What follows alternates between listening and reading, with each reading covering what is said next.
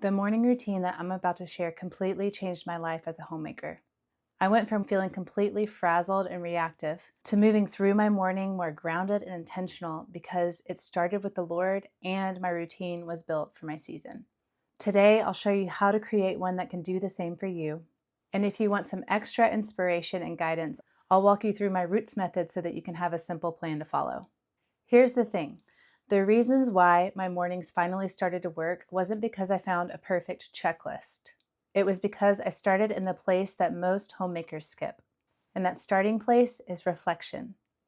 And if you skip it, your morning routine is just always going to feel like it's somebody else's. Here's something to think about. A morning routine might seem trivial and small and unimportant, but it's actually not because they're built on habits that are actually shaping the woman that you're becoming. That's what all habits do. All habits are small incremental things that we do every single day, and they always point us and move us in a direction of who we are becoming. When I started to realize this and take this more seriously, I started reflecting on what kind of woman am I wanting to become? What kind of mother? What kind of wife? What kind of woman in general? I wanted to be a more patient mother. I wanted to be a more godly mother. I was losing some strength. I wanted to be stronger. Long story short, I realized I needed to be intentional about moving towards that and not to be careless about my time in the morning. So as for you, you can think through, who am I becoming? Who do I want to become? What matters most to me? What matters most to God?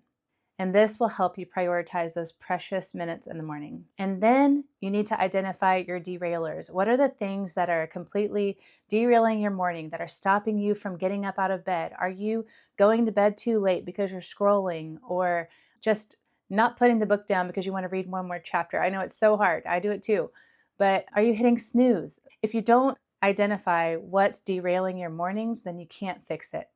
So as far as some actionable steps, I trust that you're here because you're wanting to build a solid morning routine. If you're able, if you're not driving or something, write down 3 things. Write down 1 to 2 traits of the kind of woman that you're wanting to become, and then write down 1 derailer. And keep those handy because you're going to come back to those as you build your routine later. Once you see where you're headed and what's holding you back, you'll realize that your mornings don't actually need 100 complicated steps. They only need a few core habits, and the ones that matter most aren't usually what people think. I'll show you what I mean. By the way, if we haven't met, I'm Lauren, a homeschooling mom of 5. And here on this channel, I help Christian homemakers build systems and routines that actually fit your life and your home. If that sounds like something you need, go ahead and subscribe so that you don't miss future videos. Let's talk about those core habits. So think through this. If you only had 10 minutes in the morning, what would you do? Those things are your core habits. They're your anchors. They are designed to carry you through every season, and they're basically things that you should do to get your day started, no matter what. For me, that's get dressed, brush my teeth, brush my hair, make my bed, grab my coffee, and get some time in the Word, even if it's short. And if I genuinely only have 10 minutes, on a given morning, I will probably obviously not be able to sit down in my chair and read the Bible with my coffee. But I can have my Bible open on the counter while I'm cooking breakfast. I can meditate on 1 Bible verse, just take a chunk. Basically, even if that might not fit into 10 minutes, those are still my core habits because they matter the most to me, and they are crucial at getting the day started on the right foot. The key when you're thinking about your core habits is to keep them short and doable. So for this step, grab that pencil and write down 3 to 4, however many short, doable core habits that are going to really anchor your mornings no matter what. But even if you know your anchors, they won't last if they actually don't fit into your mornings. So the real question is, how do you choose a wake-up time that's realistic and build a flow that actually sticks even on chaotic days? Most people get this wrong because it's actually not about willpower. It's about asking a few simple questions that a lot of people do not stop to think to ask. If you're overwhelmed and want help building systems and routines that fit your home, I created a free mini training that will get you started. You can grab that down below. Knowing your anchors is a great start, but the real challenge is making them fit into your mornings and making sure that they stay steady even when life gets messy. But the good news is that it doesn't have to be complicated. Before we jump into some of the practicals of building your routine, picking a wake-up time and things like that, I want to talk about layering in life-giving habits.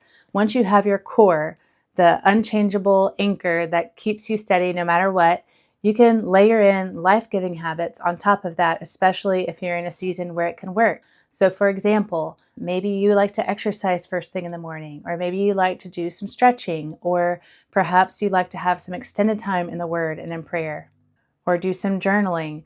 Think through what's something that you would really love to do that also moves you towards the woman that you're wanting to become, that you can tack onto your morning routine. And then once you do that, you're ready to start tying it all together. When you're thinking about timing in the mornings, you want to start with your finish line. Think, when does your morning routine need to end? Is it when your husband goes off to work? Is it when your kids start waking up? Is it when breakfast starts? You choose what works best for you and your home. And then reverse engineer. Look at your core morning habits, and then if you're able to layer in 1 or 2 life-giving habits, be very realistic, not idealistic, about how long all of that will take. And then obviously leave a little bit of margin, because let's be honest, we're all slower in the mornings. You're going to start at your finish line, and then you're going to work backwards. Subtract how long you think all of that will take, and that is your wake-up time. So for example, if your routine needs to end at 7 o'clock, but you know that it's going to take you 45 minutes to do XYZ, then wake up at 6:15, or leave a little bit of margin and wake up at 6. And then identify the habit that you can create first thing in the morning that will move you out of bed. So this is basically a cue that you're going to decide on. It's not adding on to your morning routine or anything. It's just meant to move you out of bed and get you going before you hit snooze. So for me, that's sitting up right away and drinking a glass of water. Or historically, I'll go in the bathroom and splash my face with cold water. If your husband is waking up with you, perhaps you can turn on the light. Things like that. Just think through what is something that you can do instead of hitting snooze that will move you out of bed and move you into your morning routine. And then just move through your routine in a way that makes sense. The key is to make it sustainable. Keep it small and realistic, especially in seasons of overwhelm or if you're in survival mode. And then build slowly, one habit at a time. You've got your core morning routine that you're already used to doing perhaps, but if you're layering in new habits, I would only pick one at a time and then add on once that feels automatic and easy. And then to make sure you're consistent, I love the book Atomic Habits, really think it's super helpful and practical. But one thing that he says is to not let yourself miss twice. I found this a key to really helping me be consistent on any habits that I'm trying to build. So try not to let yourself miss twice in some of those morning habits. And then, if you need to tweak it along the way after a couple of weeks of trying it, then by all means do that. Remember that routines like this are here to serve you. They are not meant to burden you. They are meant to serve you and help you move into your day with more intentionality and in a more life-giving way. But maybe you're thinking, Lauren, I just want a simple framework to follow. Give me something to work with. That's exactly why I created my Roots method. It pulls a lot of what we've talked about into a clear plan. So my big thing, again, is I don't like to prescribe anything to anyone. But if you think that this will serve you, feel free to use it or draw inspiration from it to build your own. So Roots stands for read the word, observe truth, open your heart in prayer to the Lord, tend to the body, and set the tone. Read the word, that's pretty self-explanatory. Observe truth is basically meditating, not just reading, but meditating on God's word, his works, his character, and then opening your heart in prayer out of response to that. So pray according to what you've meditated on. You can pray according to whatever's on your heart to pray for the day, whatever. Just open up your heart to the Lord and pray. And then tend the body is exercise or some gentle movement of some kind or supplementation. And then S is for set the tone. That's basically things like make the bed, get dressed, you're setting the tone for the day, and beginning with a win. I don't know if you've heard about the book, The Miracle Morning. A lot of people use his Miracle Morning and have seen really great results from it. But one part of his Miracle Morning is affirmations. And as Christians, I am not sure that I can jive with that. If you don't know what affirmations are, it's basically speaking into existence the things that you want to be true. And then you're visualizing it as if it is true. And I don't think there's anything wrong with visualizing yourself as a patient mom, or what would I look like if I was a patient mom? That's not wrong. But I do think that we do ourselves a disservice whenever we say things that are not necessarily true yet about ourselves.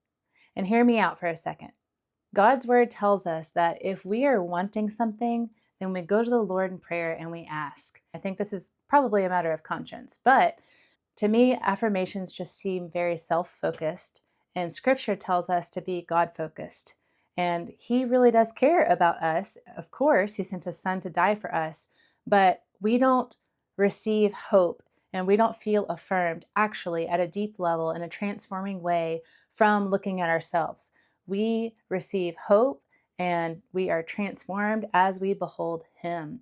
And so rather than affirmations, I would say, let's do admiration. Okay, so that's part of what observing truth and the roots method is. Whenever we're thinking about affirmations, instead of saying, I am a patient mom, if I'm not a patient mom, we can say, God, you are slow to anger, you are merciful, you are gracious, slow to anger, abounding in steadfast love. And I thank you that you are, by your Spirit, creating me into this moment. Help me walk in this today. So that's a little side tangent, but I did want to talk about that when it comes to affirmations or observing truth and meditation on God's Word. But whether you use Roots or your own version, remember this. Your mornings are shaping the woman that you are becoming and have a massive impact on your day, for better or for worse. So be intentional about how you spend this time. If you want help building rhythms that bring peace to your home and help you truly love being a homemaker and a mother, keep an eye out for my free masterclass. It's coming out soon. And until then, grab my free mini training that I linked down below. It'll definitely get you started, and you'll be the first to know when that masterclass goes live. If you got value from this video, don't forget to like and subscribe. It really helps my channel. Thank you so much for watching, and I'll see you in the next one.